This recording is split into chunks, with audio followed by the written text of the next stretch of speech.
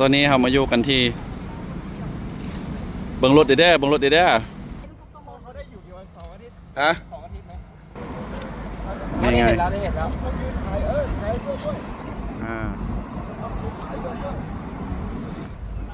นี่นะน้องๆได้เห็นละเป็นรถไฟฟ้านะครับ BTS อันนี้เขาเรียก BTS หรือเปล่าครับพี่โตใช่เขาเรียกสายสีชมพูBTS เด้คอมมันได้เห็นแล้วเด้สายสีชมพูอ่ะ BTS อ่ะฮะเอาไป โอเคสบายดีสวัสดีครับทุกคนขอต้อนรับทุกคนเข้าสู่ซองบาร์หมูรั่วไอติมเทนหนึ่งเนาะสำหรับในครั้งนี้กูเองก็ได้มีโอกาสมาที่เพิ่นว่าสถานที่นี้เพิ่นเอิ้นว่าเป็นทะเลสาบแห่งเมืองทองนั่นเองเขาบอกเลยว่าเป็นครั้งในชีวิตที่กูได้มาบรรยากาศดีแห่งเนาะตัวแรงๆแบบนี้ก็มีลมพัดมาแล้วทุกคนเนาะตอนเย็นๆซึ่งมาในครั้งนี้กับบ่ได้มีแต่กูดมาเนาะก็จะมีทางน้องๆนิสิตนักศึกษาที่ว่าได้มานำกันจากสุพรรณวงศ์จากหลวงพระบางแล้วก็นอกจากนั้นก็รวมทางมีเป็นครูอาจารย์เนาะที่เพิ่นมาจากทางภาคเหนือของประเทศไทยนั่นก็คือทางจังหวัดเชียงใหม่นั่นเองเนาะซึ่งวันนี้ก็ได้มีโอกาสที่ว่าจะมานั่งซอกกินข้าวเนาะกินอาหารอยู่ที่เขตบึงทะเลสาบแห่งนี้นั่นเองเนาะทุกคนก็บ่คิดเลยว่าครั้งหนึ่งเนาะจะได้มีโอกาสมาที่เมืองทองทั้งที่ว่ากูเองก็ที่ผ่านมาก็ได้ยินแต่ซื้อได้เสียงของเพิ่นเนาะละสำหรับท่านใดที่ว่าได้แวะเข้ามาติดตามรับชมคลิปนี้ก็ฝากทุกคนเนาะติดตามแล้วก็คอมเมนต์กันเข้ามาเด้อเนาะแนะนำกูกันเข้ามาได้เนาะโอ้ยทุกคนก็สำหรับตอนนี้เนาะกูเองก็ได้มาเจอสนามโกคาร์ทนะครับผมที่ตรงนี้จุดนี้นะครับโอ้จุดนี้ก็เป็นบอลที่เพิ่นมีการแต่งรถแข่งรถกันนะประมาณเจ้าแข่งโกคาร์ทมาเบิ่งเขาเจ้าแข่งโกคาร์ทแข่งรถน้อยนะแมนโอ้ยลิ้นจังไดเดี๋ยวเจ้านายผ่านมานี่เห็นบ่เด้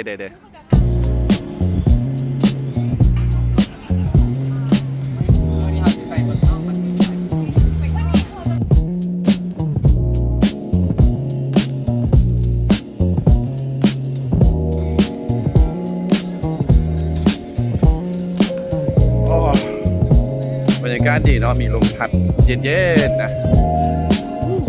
สำหรับนี้ก็เป็นบรรยากาศทางด้านในของอาหารเนาะชื่อ Impact อย่าง Impact Lake Front หรือเปล่านะครับผมชื่อเนี่ยโอ้ยบรรยากาศดีเนาะบรรยากาศดีทุกคน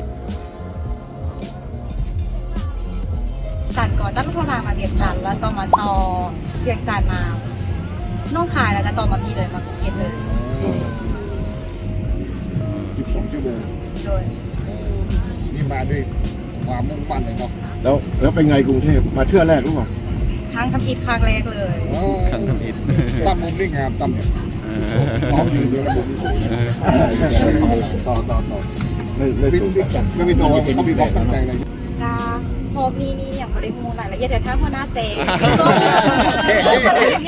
ผมก็ได้น้องแคทโดยเป็นคนหลวงพระบางเหรอโดยคนหลวงพระบางโดยสบายดีสวัสดีค่ะชื่อเพชรมณีชื่อเรียกว่านู่นหน่อยก็ได้นู่นหน่อยเป็นนักศึกษาสาขาศึกษามงคลปีที่4นี่ปี3ปี4ส่วนมาบ้านเกิดเมืองนอนแมนอยู่เมืองเงินเพชรสัญญาบุรีเมืองเงินโดยแม่เพราะว่าบ้านของน้องก็ติดจังหวัดน่านอยู่ติดน่านพักเกียรติฟังนั้นก็ได้เที่ยวไปทางนั้นอยู่แต่ว่าก็เป็นครั้งทำอิฐที่ว่าเดินทางมากรุงเทพครั้งแรกคือกันการเดินทางก็คือการนี่แหละ12 ชั่วโมงไ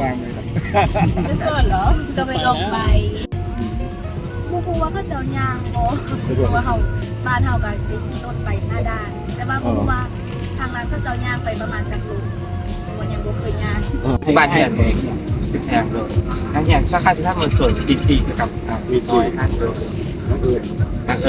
จะขยายความเจ้าน้องแคทเธอรีนสำหรับการเดินทางมาตอนที่ท่าน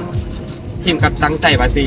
ขี่รถไฟเตียงนอนมาเนาะดึงจากเขาจองบ่ทันก็เลยได้รถไฟที่ว่าเป็นเตียงแคบ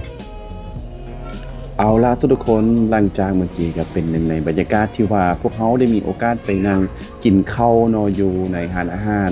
ในบริเวณที่เพิ่นเอิ้นว่าเป็นทะเลสาบเมืองทองธานีนั่นเองบอกเลยว่าเป็นหนึ่งในสถานที่ที่มีความงดงามหลายนั่นเองนะทุกคนแล้วก็อีกอย่างบรรยากาศนี้เพลินดีเนาะแล้วก็เหมาะแก่การไปนั่งชิลนั่นเองทุกคนและตอนนี้เราทั้ง3คนโดยเฉพาะกับแม่นทางน้องน้อยน้องคำมันแล้วก็น้องแคทรวมทางตัวกูดเนาะพร้อมกันที่จะ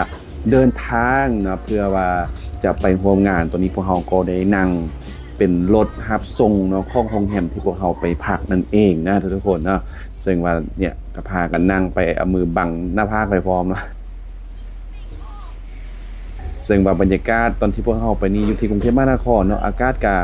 อาจจะมีความร้อนอบอ้าวกันแดดจักหน่อยเนาะตามสภาพอากาศอยู่ในเขตแถวเมืองทองธานีนั่นเองเนาะอยู่ในเขตบริเวณของกรุงเทพมหานครเอาละหลังจากที่พวกเราเนาะนั่งรถกันบ่จักนาทีก็ได้มาฮอดถึงสถานที่ที่เพิ่นจัดอยู่ในบริเวณ Impact Arena เมืองทองธานีนะนี่น้องน้อยคำมันก็ตั้งใจนั่งรับฟังนั่นเองเนาะการขึ้นบรรยายของทางส.จากทางประเทศไทยเนาะแล้วก็จะเห็นเลยว่าอยู่ที่ประเทศไทยนี้เพิ่นก็ให้ความตระหนักและก็ให้ความสำคัญหลายเนาะต่อกับเกี่ยวกับปัญหาของฝุ่น PM 2.5 และนี้ก็คืออีกตีมสิ่งหนึ่งที่พวกเราได้เห็นกับหูกับตาเนาะนั่นก็คือดารานั่นเองทุกคนแต่ว่าก็ชื่อเพิ่นบ่ได้นะว่าสิหยังแต่ชื่อหน้าจำตาเพิ่นได้อยู่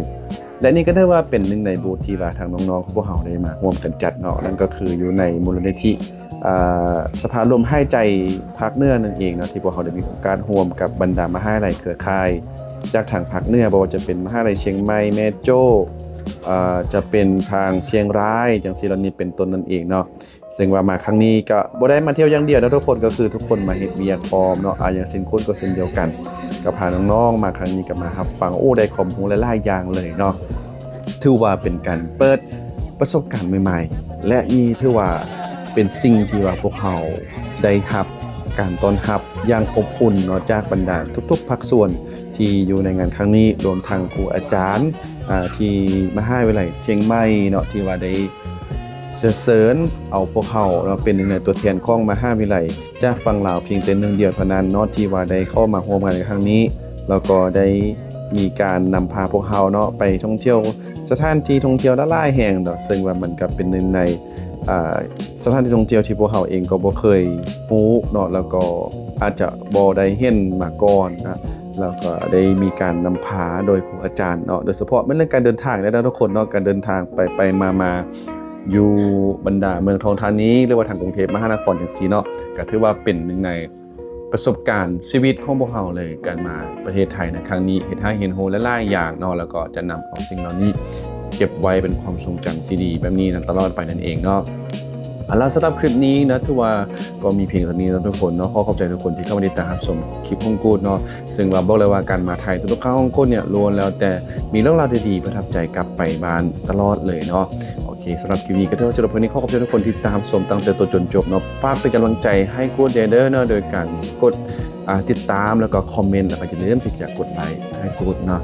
สำหรับคลิปนี้ขอลาไปก่อนสบายดีสวัสดีครับ